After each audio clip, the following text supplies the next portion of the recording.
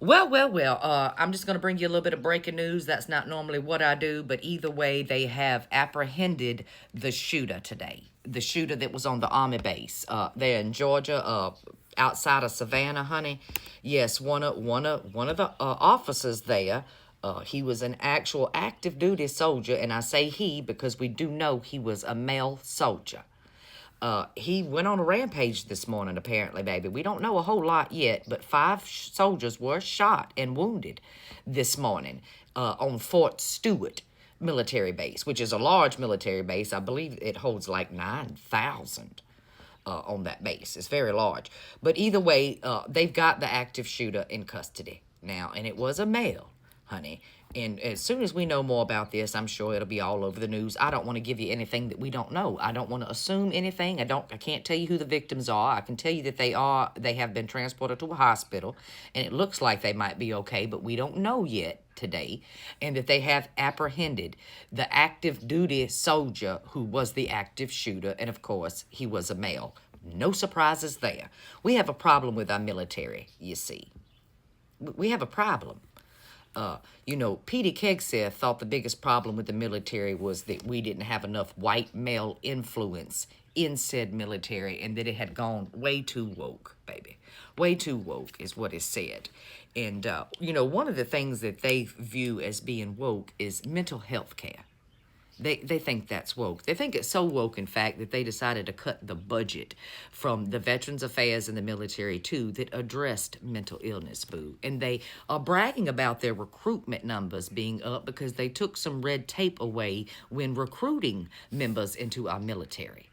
They had to get rid of, they went in and got rid of the DUI and let go of the trans soldiers who were willing to put their life on the line. And by the way, never once in history has a transgender soldier decided to get out in the streets and shoot people. But you know who has? Whole lots of heterosexual male soldiers. I mean, y'all remember what happened in New Orleans at the beginning of this year? That was a male American soldier, dear. You remember what happened in Las Vegas? Yes, with the cyber truck that went boom, boom. Yes, white male soldier, dear, U.S. soldier.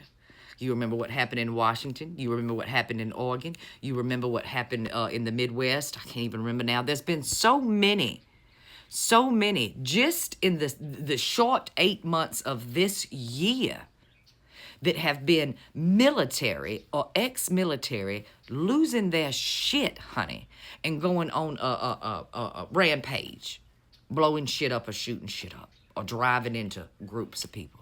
Just all kind of stuff. But the real problem, apparently, with the military is the transgender soldiers who have never once in our history, never once, I looked everywhere, you see, never once is there any documentation of a transgender soldier losing their mind. And apparently, according to this administration, if you're transgender, you're mentally ill, dear. But from what I can see, just by the numbers alone, the real mental illness in our military happens to be white males.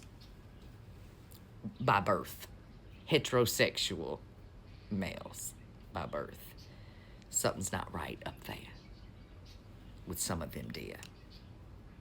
Anyway, let's move on. I'm going to pause this video for a minute so I can bring you another story that has to do with crime in the U.S. of A. But I want to look it up so I get my numbers correct today. So I'll be right back.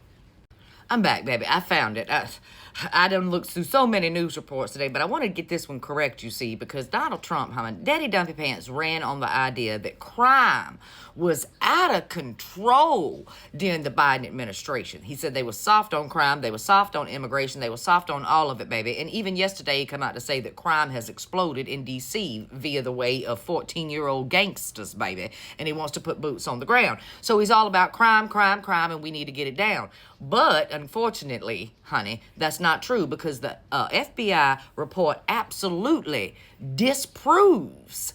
You see, the annual figures were released on Tuesday that reflect a 4.5 year-on-year decrease, dear. That means every year for the past couple years since 2022, crime has declined by at least overall 4.5%. But let's dig into this a minute, baby, because it just so happens, honey, that we have seen Not just crime overall decreased by 4.5% year over year, but violent crime in particular, murder and manslaughter, has fallen almost 15% from 2023. Over and over again. It fell 15% in 2023, 15% 2024, honey. Yes, yes, baby. Reported rape crimes were down 5.2% from the year before and the year before that. So they've been increasingly going down every year by at least 5%. And in some places, we see that assaults and robberies declined from 3 to 9%, which disprove everything Daddy has to say. But the best statistic for me, because he's always coming after a blue city, you see, in urban areas, claiming that the crime is just out of control in these blue sanctuary cities, baby. And he's got to put boots on the ground, but the numbers do not reflect that. Not at all. As a matter of fact, honey, it's exactly the opposite. Exactly the opposite. Now let me find it. You see, the nation's reported violent and property crime rates stood at its lowest levels since 1960. Over the last 4 years, crime had been at its lowest levels since the 1960s. And they found in these sanctuary cities and urban areas that they claim are so riddled with crime, these areas that are populated with 1 million or more residents, they seen a decrease in crime of almost 30% decrease in crime over the last 3 years, while we've seen an increase in crime in white rural America. That's right, baby. That's right. That's right.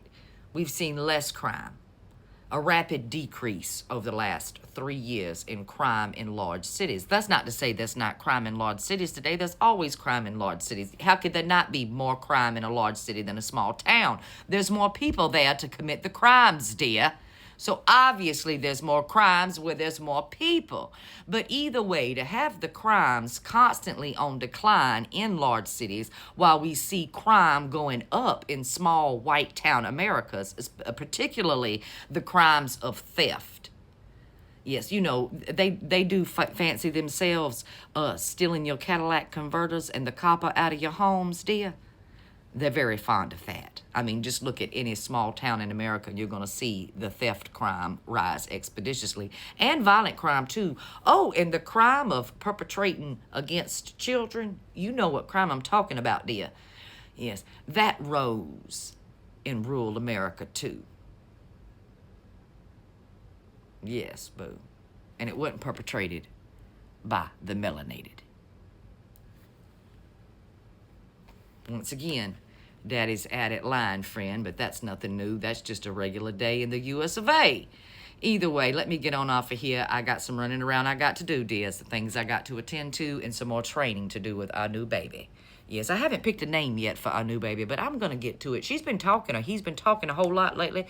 I was thinking about Babel, you know, but that one ain't sticking quite well for me yet. We're going to figure it out. I need her to flex her personality a little bit more, dear. And so far, all she's done has been super, super sweet. But I know not to get fooled by the super sweetness because she's new. She might break out and turn out like Cujo. The reason she got her name Cujo because she likes to bite down and not let go, honey. That's how she got the name Cujo. So we're going to have to wait and see. Hell, I could wake up tomorrow and find out that this new bird has chose violence, baby, and we'll have to call her Red Rum. Who knows, baby? Who knows? But either way, I'll be back later today with some more tea.